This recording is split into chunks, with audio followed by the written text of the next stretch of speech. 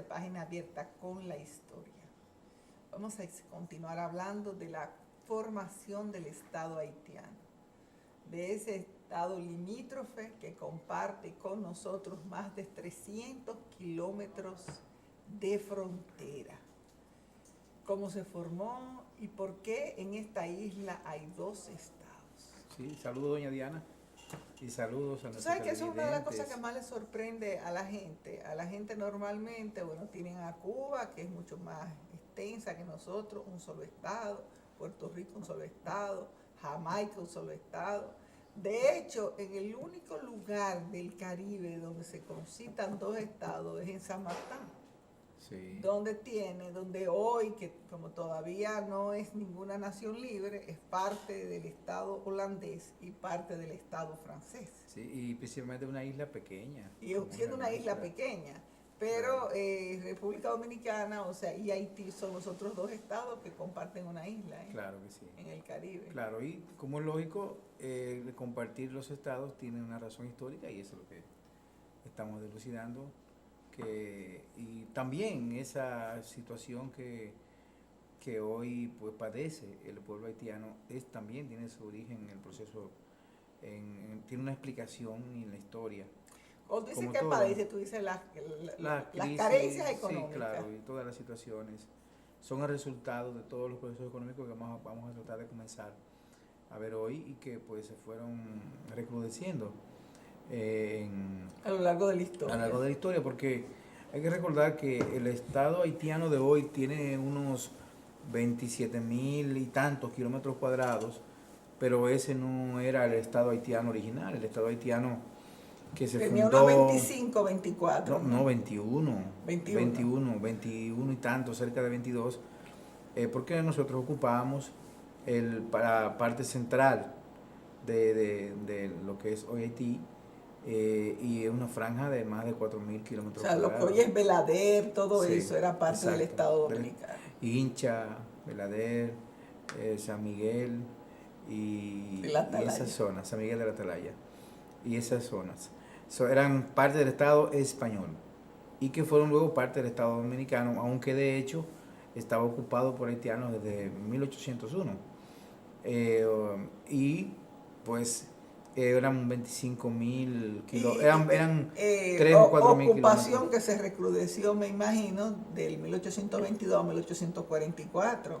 Sí. O sea que aumentó el número la presencia de originarios de esa parte. Exactamente. O de habitantes de esa parte.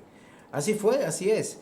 Y pues el resultado de todo este proceso es lo que tenemos hoy en Haití, que no hay que engañarnos, hay imágenes satelitales y verdad en el que se ven que toda la línea fronteriza se ve una zona con pocos árboles, muy deforestada. Sí, muy deforestada y muy depauperada. Y muy depauperada.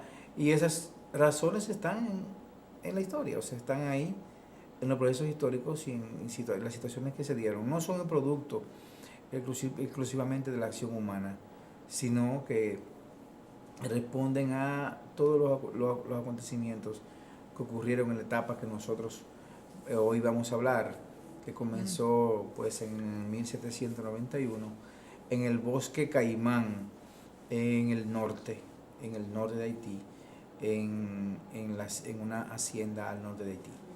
Mire, lo primero que nosotros, para poder comprender el proceso que se celebró en Haití, debemos de abordar un tema fundamental que mi maestro Emilio Cordero Michel nos lo enrostró en conversaciones, porque nunca me dio clase, ¿sabe? Pero sí. A usted le dio clase. Sí.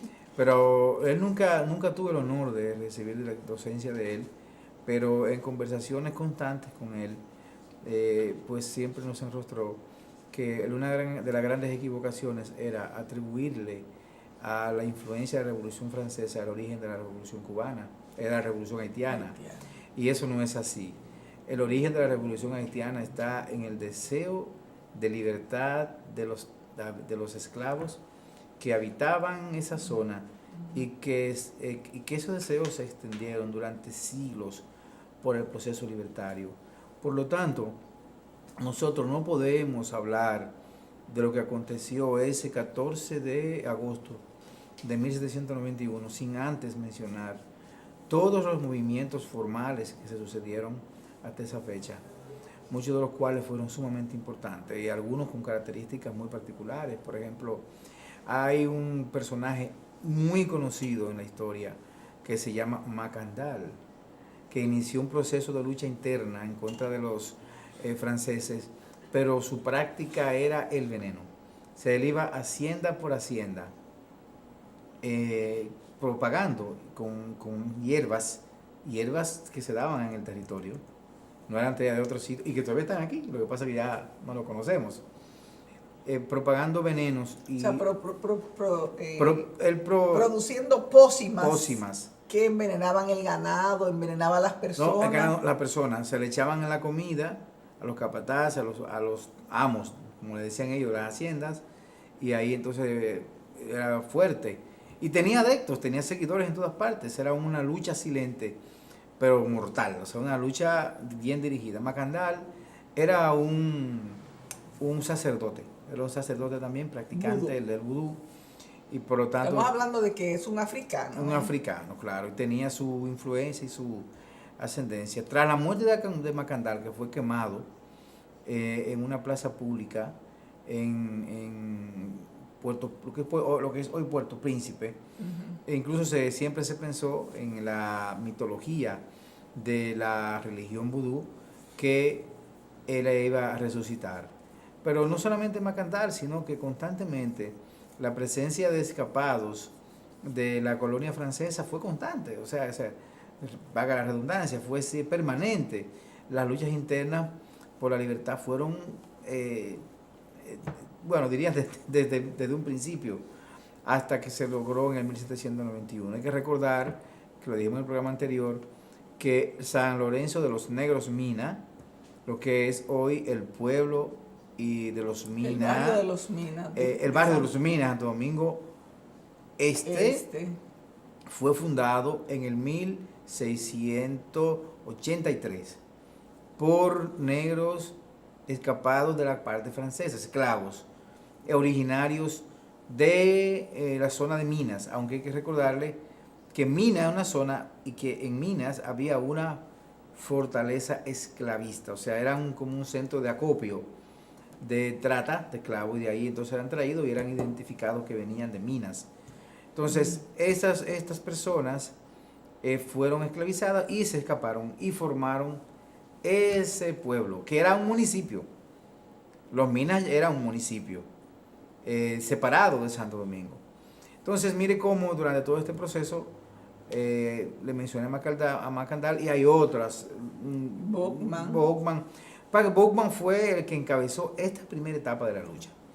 Ahora bien, lo cierto es que detrás del proceso haitiano, el formal, el proceso político de Haití, no del proceso de libertad, está la Revolución Francesa. Y no podíamos extrañarnos, la Revolución Francesa está detrás de todos los procesos políticos que se sucedieron después del 14 de julio de 1789. Exacto. Y naturalmente, el resultado de esta, bueno, te voy a decir revuelta. Algo. Ese es un hecho que marcó tanto la historia, que cuando se dividieron los procesos históricos, se determinó que entre 1453, que es la toma de Constantinopla por los turcos, y 1789 era lo que se llama una edad moderna. Y luego 1789, edad contemporánea.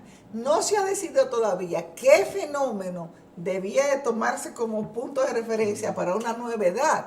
Se ha pensado que si el internet, la llegada del hombre al espacio, se han formulado, pero no se ha decidido. Los historiadores no se han puesto, ni tampoco del nombre, no se han puesto de acuerdo, pero lo importante es saber que fue un hecho tan impactante que los historiadores entendieron que tenía que marcar un nuevo inicio. En este momento creo que es plausible dedicarle un minuto a hacer una pequeña diferencia, y es que ya en Estados Unidos se había iniciado un proceso en el cual se reconocieron ciertos derechos, pero no tuvieron el alcance de la Revolución Francesa, ni tampoco tuvieron la connotación de ser dirigidos hacia los ciudadanos. O sea, fue algo superior, mientras en Estados Unidos se crean estados ya con caracteres democráticos, siguiendo el modelo inglés. En Francia hay una ruptura que impone el liberalismo, que es indudablemente lo que catapultan todos los acontecimientos históricos del siglo XIX, como son las independencias latinoamericanas y todo el proceso constitucionalista, comenzando por la de Cádiz en 1812 y por todas las constituciones latinoamericanas las que tenemos hasta hoy día, en el que el liberalismo francés y la Declaración de los Derechos del Hombre está presente. O sea, realmente el que lee esa declaración que está en internet, simplemente hay que digitarla, y aparece, y lee las constituciones actuales, es lo mismo principio: libertad, igualdad, los tres poderes, todo lo mismo. O sea, realmente hay son elementos que han permanecido por siglos como la organización ideal del Estado. Eso es indudable. Entonces, estos principios de la Revolución Francesa, básicamente libertad, igualdad, el reconocimiento de la ciudadanía, etcétera, fueron llevados también a Haití. Naturalmente, no fueron llevados a Haití por los negros, eso es natural, no fueron llevados a Haití por los negros, sino que fueron llevados por los mulatos. O sea, quienes cargan hacia América, hacia Haití, ya en el mismo 1789, ahí mismo, en esos mismos momentos. Las conquistas, las reivindicaciones de Francia llevadas a su sociedad. A su sociedad. Fueron los mulatos los mulatos ricos. Los ricos. Los ricos que decían, no me basta con ser rico, yo quiero ser parte del estamento oficial. Y ahí viene el tema. Que es lo mismo que sucede en Francia, claro, con la burguesía. Ahí viene el tema, doña Diana, y es que en ese territorio de 21.000 kilómetros cuadrados, poco más, se daban una serie de contradicciones y que eran, diríamos, suficientes prácticamente para iniciar una conflagración como sucedió. En primer lugar, que usted señaló la semana pasada, estaban los grandes blancos, que eran los plantadores, cuyo número era muy pequeño, pero tenían la ventaja de que tenían el control económico. Le seguían los pequeños blancos, que eran los antiguos sengallés, que como señalamos la semana pasada, los trabajadores, los capataces, pero también incluía los pequeños artesanos, los vendedores, los comerciantes pequeños y gente que no tenía esa incidencia económica, pero que eran pero que eran blancos, ya eso blancos. Era una profesión. Vamos a hablar. Exacto, claro. Ya era una profesión. Y el tercer grupo estaban los mulatos. Los mulatos. Los mulatos. Que se movían entre los negros, esclavos. Los mulatos ricos, ¿eh? Los ricos, porque claro. Había mulatos pobres que lo trataban igual que si fueran esclavos negros, ¿eh? Pero resulta que esos... Y que eran incluso espoleados por los mismos mulatos. Claro. Ricos. Los mulatos escogieron a sus representantes a la Asamblea Francesa. Y eligieron a 2 de estos mulatos ricos que habían sido educados en Francia, tenían una educación francesa, como es que son bien conocidos, Vincent Oger y Jean-Baptiste Chaban, Juan Batista Chabannes. Estos 2 representantes, naturalmente, fueron a representar a Francia los intereses de los mulatos y vinieron de allá con esa intención. Hay que recordar que durante el 1789-1790, comienzo del 91, en Francia no fue una transformación lineal de una sola vía, sino que fueron tantas las contradicciones que vieron entre 1789 y 1790 y tantos, que hay que recordar que el mismo que impulsó la guillotina fue guillotinado. Guillotin, que inventó la guillotina fue guillotiné. Entonces, Robespierre también fue guillotinado, el que impulsó la guillotina. El que la impulsó y el que la diseñó. La diseñó. Los 2 fueron. O sea, imagínense el desorden que se armó allí. Eso era una debacle. Una debacle. Entonces, el mismo pueblo que apoyó a Robespierre una vez, luego lo contradecía. O sea, era realmente un reguero de pólvora que yo diría, claro, guardando la ¿Qué distancia. es lo que permite que surja una figura como Napoleón como Napoleón Bonaparte Bonaparte. y Ese es el que resultado. retome todo el poder y vuelva todo a su punto inicial? Claro, esas luchas francesas, naturalmente, se terminan reflejando en sus colonias, y principalmente en su colonia más rica, como lo era Saint-Domingue. Bueno, como estas grandes luchas en Francia se llevaron a la colonia en pequeño, y las contradicciones allí entonces comenzaron a crear luchas internas entre los mulatos y los blancos, pero también entre los pequeños blancos y los grandes blancos, y entre los pequeños blancos y los mulatos. O sea, todavía no hacía acto de presencia los esclavos. Bien, señores, vamos a continuar en el próximo segmento. Estamos en Página Abierta con la Historia, hablando de la formación del Estado haitiano.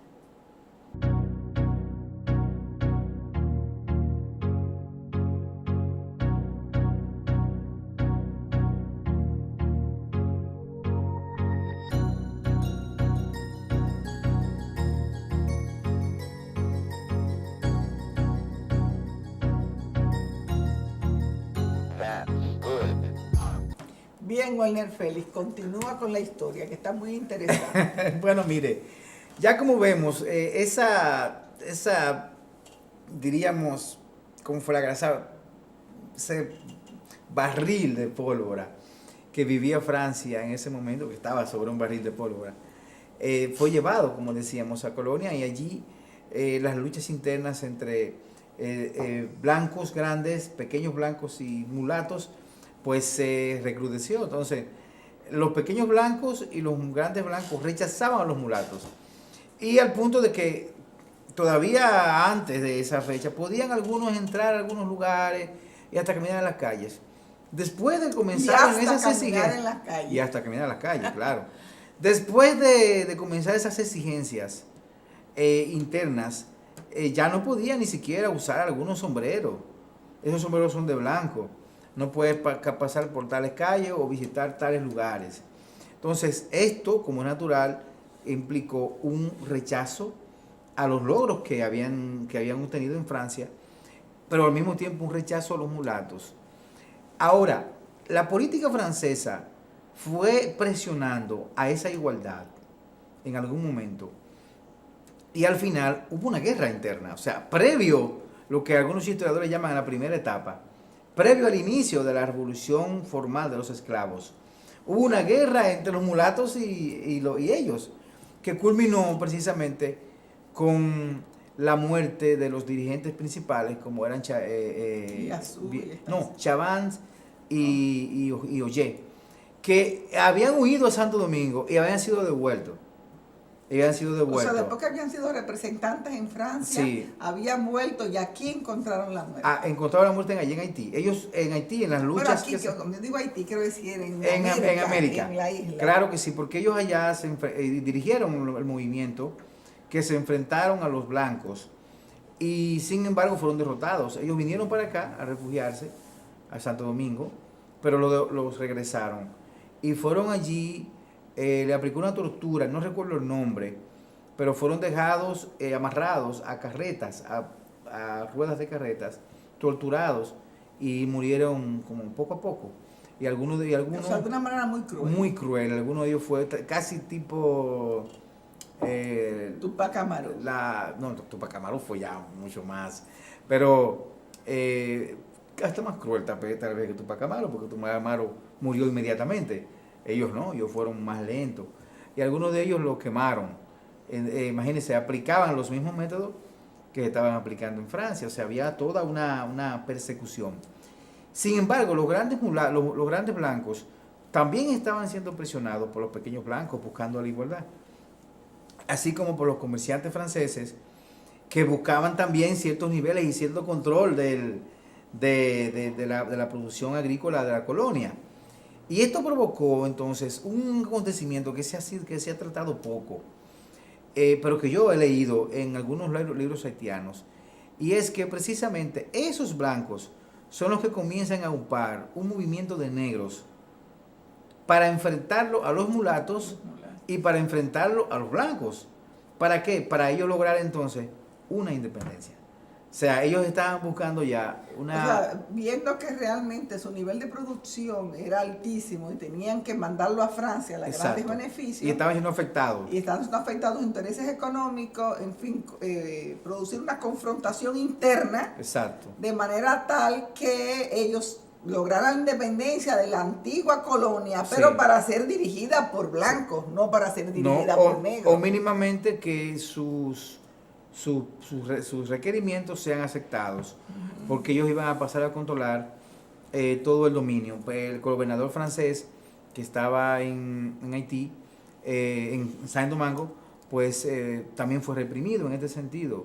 En fin, era toda una situación caótica, política y naturalmente económica que tenía claro sus orígenes en Francia, con repercusiones diferenciadas en Saint-Domingue, porque ya allí la confrontación se daba entre blancos, mulatos, grandes blancos, mulatos. Y pequeños blancos. Y entonces se adicionó a ciertos sectores de los negros. Diríamos, posibilidad de que estos negros pasasen a luchar en favor de estos grupos estaban precedidos de promesas de libertad. Y es precisamente en este escenario que aparece el famoso Boukman. Boukman, que solamente se le conoce como Boukman, un esclavo, como yo dije la semana pasada, que era inglés, traído de Jamaica.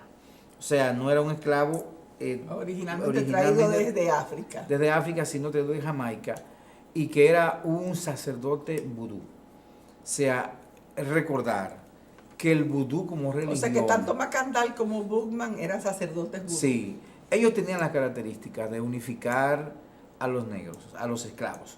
De hecho, lo hemos dicho aquí, eran unas, no sé, tal vez 50, 60, 100 etnias que pululaban en todo el territorio y cuyo único elemento en común era la religión. Entonces, con variaciones... Una religión animista. Pero religión al fin, su creencia. Y ellos entonces se unificaron en torno a este elemento. Y este elemento fue el vudú. Y fue precisamente en una reunión de sacerdotes vudú, que se dio inicio al movimiento independentista. Esa noche se decidió en el norte que cada uno de ellos iría a las haciendas donde venía, y había gente incluso que venía desde el sur, y allí iniciaría los movimientos. Así lo hicieron y comenzaron a pasar a cuchillo a los grandes terratenientes. Este primer movimiento no tenía realmente un norte concreto, a diferencia del que luego dirigieron los demás, sino que su objetivo era un proceso de liberación. Ya luego veremos qué hacemos. En este escenario, entonces, aparecen algunos dirigentes políticos que pasaron a formar parte de los grupos de negros que se formaron para el inicio de la libertad. A poco tiempo de que inició el movimiento libertario, el 14 de agosto, Boukman fue asesinado. Fue emboscado. Igual que Macandal, fue emboscado y fue asesinado. O sea, lo mataron en una emboscada. No en una emboscada, en un barranco. O sea, él iba con sus hombres, lo atraparon en el ejército francés. Hay que recordar que el ejército francés era en ese momento uno de los ejércitos mejor preparados. Y ahí entonces lo asesinaron, lo mataron. Y con sus seguidores. Pero el movimiento no murió porque ya se había regado y había una serie de líderes que habían tomado las armas y que aupados por los mismos blancos también habían pasado a formar parte de todos estos grupos. Dos de ellos son los más conocidos, claro, eran los generales principales, como es Biassou y Jean-François. Biassou se convirtió, si se quiere, en uno de los líderes principales. Jean-François también, pero en un principio era como segundo. Y precisamente detrás de ellos había un personaje llamado Toussaint Louverture, que era lugarteniente de Biassou. Toussaint Louverture no se llamaba Toussaint Louverture. Toussaint Louverture se llamaba solo Louverture.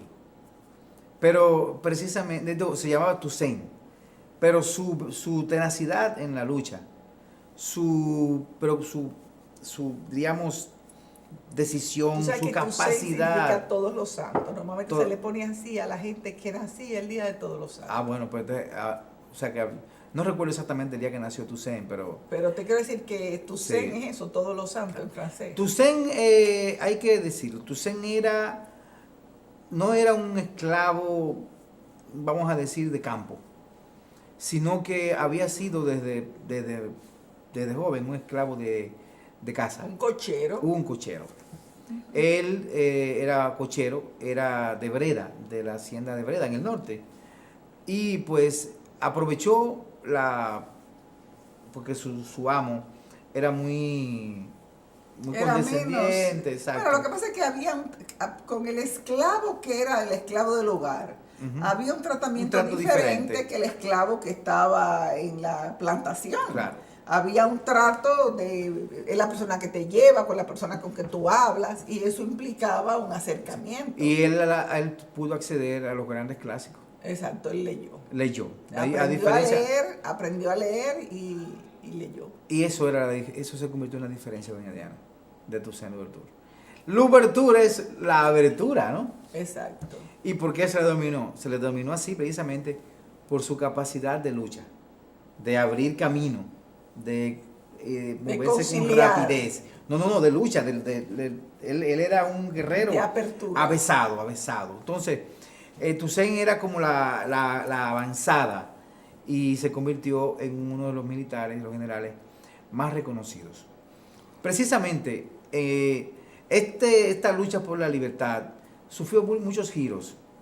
En primer lugar, en Francia, en Europa, entonces comienza la lucha entre España y Francia, y Inglaterra y Francia. Y en este momento, los españoles se allegan a Toussaint. Toussaint lo único que quería era fundar un estado de negros libres, y seguidos por Biassou y Jean-François. O sea, ya ellos tenían la convicción de la necesidad de la libertad y formaron un estado como él conocía, porque él sí tenía influencia y conocía lo que había pasado en Francia, y conocía toda esta declaración de derechos del hombre y todo. Entonces Toussaint y los demás sí querían un estado, a diferencia de Bowman, que no tenía esa capacidad. Toussaint no era sacerdote vudú, ni tampoco Biassou ni Jean-François. Eran antiguos esclavos que se convirtieron en militares, en dirigentes nacionales. Recibe la oferta de los españoles de que si se pasan al bando español iban a proclamar la abolición de la esclavitud. Y doña Diana, los españoles no cumplieron con su promesa. No cumplieron con su promesa. ¿Qué hizo Toussaint en el medio de esa lucha? Exigiendo que se cumpla la promesa de la liberación de los esclavos. Entonces no lo hicieron. Pero los franceses, ya en el 1793, con Santonax, ¿cierto? Santonax. Eran tres realmente. Eran tres comisionados. Tres comisionados. Pero era el que lo encabezaba. Pero el que lo encabezó, el que tomó más preeminencia, vamos a llamarla así, fue claro. Santonax. En ese momento había una lucha por el control del sur con los ingleses. Y para una manera de llegarse al apoyo de los esclavos, de los esclavos en la lucha, fue ellos entonces prometerle la liberación de los esclavos. O sea, que la liberación de la esclavitud vino como una manera de garantizar que los negros esclavos pues les ayudaran a sacar a los ingleses. A los ingleses. Y ponerle freno también a los españoles, Así porque es. los españoles también tenían sus intenciones. Claro, con menos incidencia, pero la tenían. Así es. Bueno, señores, vamos a seguir pues hablando de la fundación del Estado de Haití. Ustedes están viendo que Welden está dando un panorama bien pormenorizado de esos primeros años de fundación de este Estado. Todavía el Estado no se ha fundado, estamos en la lucha encarnizada que se libró para que luego pues se constituyera el Estado. Claro, y ahí viene el Estado.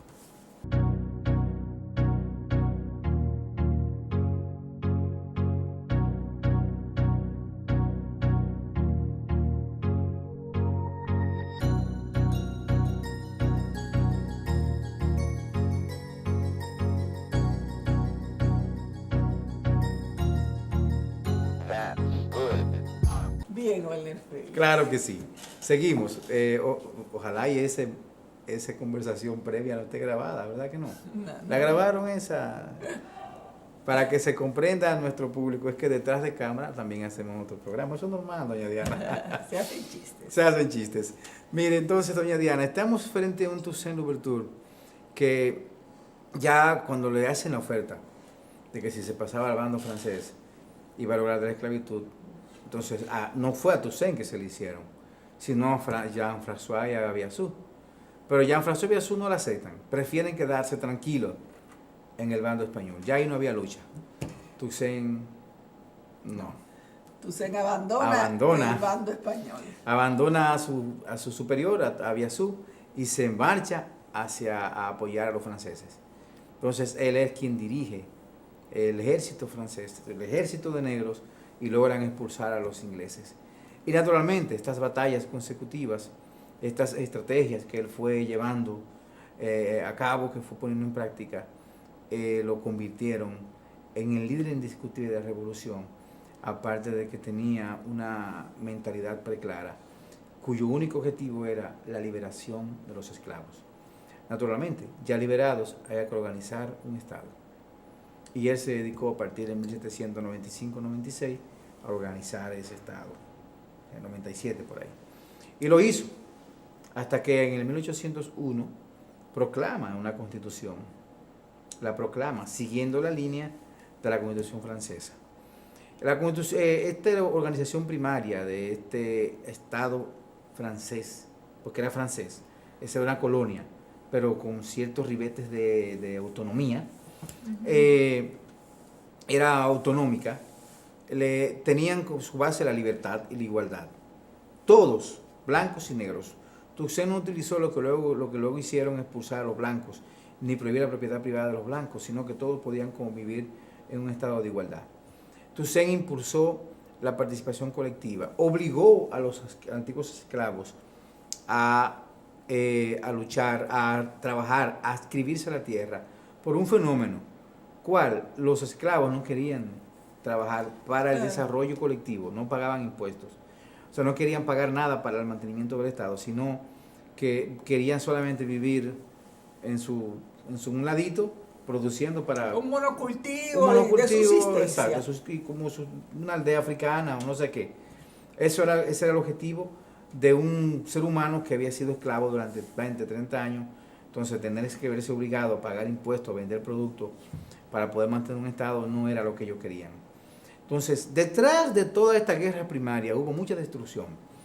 Esta primera guerra tenía, o sea, conllevó el uso de la tea, o sea, se quemaban las haciendas, se mataban a los blancos, se quemaban los cañaverales, o sea, fuera todo una guerra de tierra arrasada. Que se destruyó el aparato productivo. Pero no su totalidad. Lo que más sufrió fue el norte, que fue donde se concentró en un principio la guerra. Ya el sur logra, aunque lucharon, pero no tanto, y logran beneficiarse de las negociaciones, Toussaint y los comisionados. Y luego entonces también son producto de ese proceso de liberación. Por eso usted decía el otro día que el sur tiene más vegetación, es más verde. Más verde y con condiciones diferentes que el norte. Y ahí están parte de las explicaciones. Y hay otras más.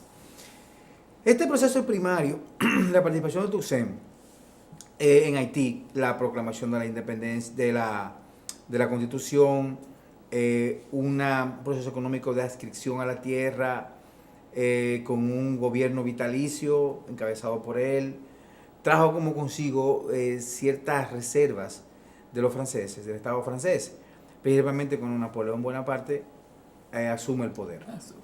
Entonces, se propone controlar... Hay que decir, señores, que es en el mismo tiempo. O sea, es precisamente en esos primeros años que Napoleón es cónsul, sí, y que posteriormente se autoproclama emperador. Hay que decir, doña Diana, que si bien es cierto que es Haití, Saint-Domingue, todavía yo no le llamo Haití, Saint-Domingue había sufrido, y aún así seguía siendo la colonia más productiva. Seguía no igual, pero seguía siendo muy productivo. Y de ahí el interés de Napoleón de recuperarla. Claro, entonces Napoleón, que ya se estaba perdiendo mucha fuerza en la Luisiana, en el norte, o sea, en el sur de América, Hay que en ver, es el Norteamérica, mismo Napoleón el que vende a la la Luisiana a los 13 colonias. Claro, claro. A A los Estados John Unidos. Adams, si no me equivoco. Exacto, John Quincy Adams. Sí, entonces este proceso que encabezó Napoleón se propone restituir la esclavitud. Ya en Haití las nivelaciones de fuerzas eran diferentes, ya habían surgido otros líderes. ¿Sabes por qué Napoleón tenía tanto interés en la reducción de la esclavitud? Porque Inglaterra había descubierto, o sea, había ocupado lo que se llama el continente indio. Así, es cierto. India, Pakistán, Sí. Sri Sí, Lanka, ellos Bangladesh, necesitaban. y ellos no necesitaban esclavos. No. Inglaterra no necesitaba, porque en el continente indio, señores, hoy es el segundo país más poblado. Claro, claro. Entonces Había ellos tenían suficiente mano de obra a precio de centavos, Sí. que no tenía necesidad de importar. Entonces, por eso es que Napoleón intenta, y por eso llega hasta Egipto, con el objeto de llegar hasta la India, Sí. para enfrentar a los ingleses. Habían otros pero temas.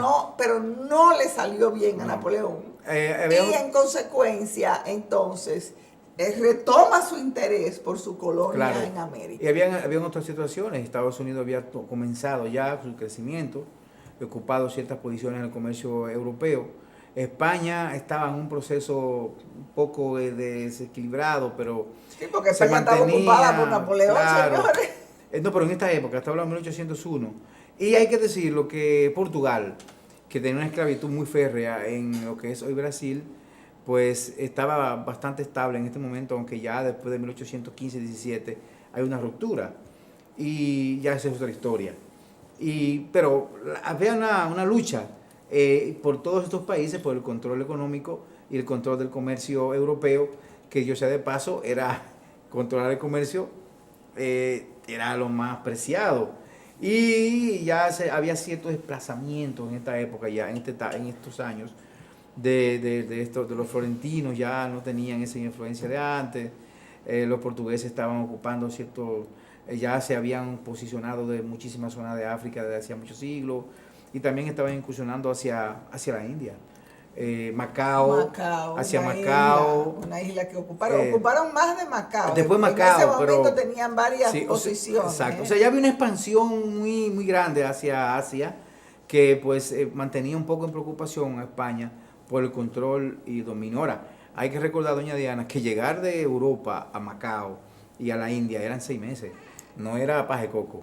Entonces era un poco más difícil. No se había el construido comercio. el canal de Suez. No. Por lo no. tanto, había que navegar todo África. Toda África. Para luego llegar al Océano Índico y al Océano Pacífico, o sea, bien. Y montarse en la corriente del Cabo de Buena Esperanza. Exacto. Para darle la vuelta, que no era manera de darse la vuelta, había que bajar casi a Brasil. Había que bajar todo. Y subir con la corriente. Y además aprovechar las lluvias monzónicas.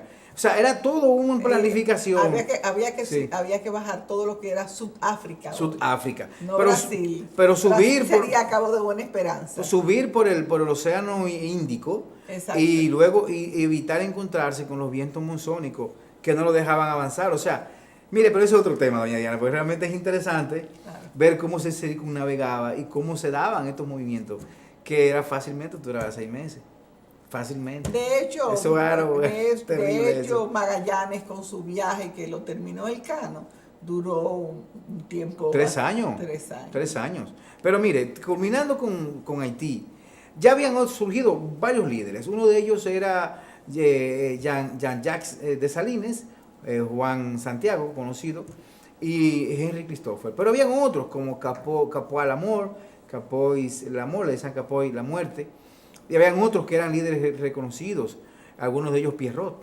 Y fueron hombres que estaban dirigidos por Toussaint, y su lugarteniente principalmente era Dessalines, era su principal lugarteniente, seguido por Henry Christopher. Henry Christopher era un esclavo inglés, había venido precisamente de la isla de San Cristóbal, de San Cris, de allí su nombre también, y tenía una experiencia porque él había luchado junto con los franceses durante la independencia americana. Hay que recordar que Francia apoyó a Estados Unidos en contra de Inglaterra.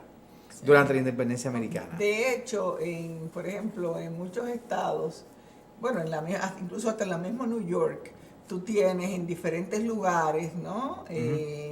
Calles que evocan Sí, a los franceses, claro. Y pequeñas placas aquí, George Washington. Hay una película, El Patriota, de Mel Gibson, que señala algo que no sé si es real, pero que señala que en un momento difícil de la guerra, la tropa francesa salvó la situación. No sé qué tanto sea real. Yo te puedo decir, en la zona de Westchester, New York, en varios puntos tú te encuentras placas donde te dice aquí lucharon las tropas francesas comandando un ejército de negros que eran haitianos. Que eran de Saint-Domingue. Eran de Saint-Domingue. Bueno, mire qué interesante. Entonces resulta, doña Diana, que mire cómo estos sucesos se dan. Y allí es que Napoleón manda a su cuñado, Carlos Leclerc, que ya después de conquistar Europa, envía a Carlos Leclerc, quien llega con su ejército de más de 58,000 soldados. Imagínese usted 58 soldados en la paz de coco. Toussaint ya había ocupado la parte del este, ese es otro tema. Exacto. En nombre de Francia, y ya tenía toda la isla ocupada. Porque Toussaint no formó un estado. Por eso Charles Emmanuel Leclerc puede desembarcar en Samaná. Claro. Y en esa zona donde Sí. hoy está Samaná, las terrenas, todo sí. eso fue ocupado Claro, por los franceses. Dejó a Kelverso como gobernador y también a Luis Ferrand como su segundo. Y entonces se marcha hacia lo que es Cabo Haitiano. Y en Cabo Haitiano entonces... Que era en ese momento Cap Francés, exacto. Logra llegarse en contra de Toussaint a esos dos lugartenientes, porque era imponente la tropa. Toussaint no claudicó, pero no aceptó la presencia, porque temía que era la intención de Napoleón, ya la sabía realmente, y se oponía. Pero estos principales líderes, como es Henry Christopher y Dessalines, lo apoyaron. Le dijeron, bueno, es que no vamos a luchar con este hombre. Y decidieron pues apoyarlo. Y Toussaint se retira a su hacienda.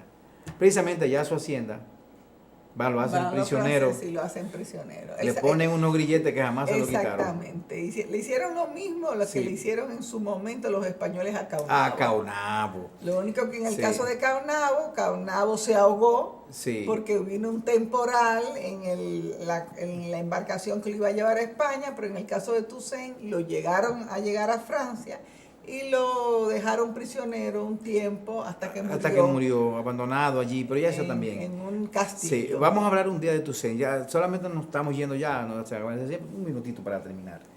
En este momento, la muerte la partida de Toussaint, que ya hace un convencimiento a los esclavos de que definitivamente no era posible la paz con los franceses. Y de allí entonces se proclama la restitución de la esclavitud. Esto, como es natural, provocó una hecatombe y todos en siendo negros se sublevaron. Este movimiento estuvo acompañado de un aliado muy famoso, un mosquito, que hoy provoca chikungunya y los demás, el Aedes aegypti, que se encargó de propagar entre ese grupo la fiebre amarilla. Ese señor mató incluyendo a Leclerc. A Leclerc le sucede el general Rochambeau, que es quien dirige la parte más cruel de la batalla. Que es Rochambeau precisamente el general que tiene en muchas calles de Estados Unidos una calle con su nombre. El mismo, pero Rochambeau era un general sumamente cruel.